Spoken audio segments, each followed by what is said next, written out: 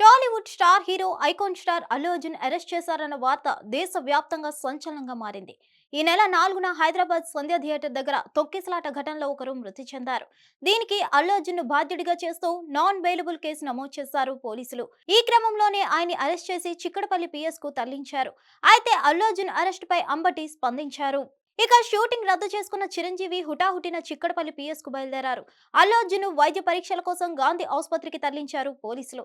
వైద్య పరీక్షల తర్వాత అల్లు అర్జున్ నాంపల్లి కోర్టుకు తీసుకెళ్తారు. అల్లు అర్జున్ స్టేట్మెంట్ రికార్డ్ చేసిన పోలీసులు రిమాండ్ కు తరలించేందుకు రిపోర్ట్ రెడీ చేశారు. అల్లు అర్జున్ పై బిఎన్ఎస్ 118, బిఎన్ఎస్ 105 సెక్షన్ల కింద కేసులు నమోదయ్యాయి. నేరం రుజువైతే 105 సెక్షన్ కింద 5 నుంచి 10 ఏళ్లు జైలు శిక్ష పడే అవకాశం ఉంది. బిఎన్ఎస్ 118 కింద ఏడాది నుంచి 10 ఏళ్ల పాటు జైలు శిక్ష పడే అవకాశం ఉంటుంది. పోలీసులు ఒక్కసారిగా ఇంటికి రావడంతో అల్లు అర్జున్ భార్య స్నేహారెడ్డి భావోద్వేగానికి లోనయ్యారు. అయితే అల్లు అర్జున్ మాత్రం ఆమె భార్య భుజం తట్టి ధైర్యం చెప్పారు. అల్లు అర్జున్ ను స్టేషన్ కి తీసుకెళ్లేటప్పుడు స్నేహారెడ్డి కన్నీరు పెట్టుకున్నారు. ఆమెను ఓదార్చారు అల్లు అర్జున్. అల్లు అర్జున్ అరెస్ట్ పై వైసీపీ సీనియర్ నేత మాజీ మంత్రి అంబటి రాంబాబు స్పందించారు.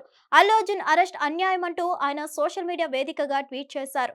పుష్ప 2 సినిమా రిలీజ్ ముందు, రిలీజ్ తర్వాత అల్లు అర్జున్ కు మద్దతుగా వరుస ట్వీట్లు చేశారు అంబటి రాంబాబు. అల్లు అర్జున్ ఎవరు అనగదొక్కలేరని పేర్కొన్నారు. హిట్ టీవీ యాప్ ని డౌన్లోడ్ చేసుకోండి. ఇందులో short news, live news, entertainment movies అన్ని అవైలబుల్ గా ఉన్నాయి. Please download Hit TV app. Hit TV app hit TV యాప్ని ఫ్రీగా డౌన్లోడ్ చేసుకోండి.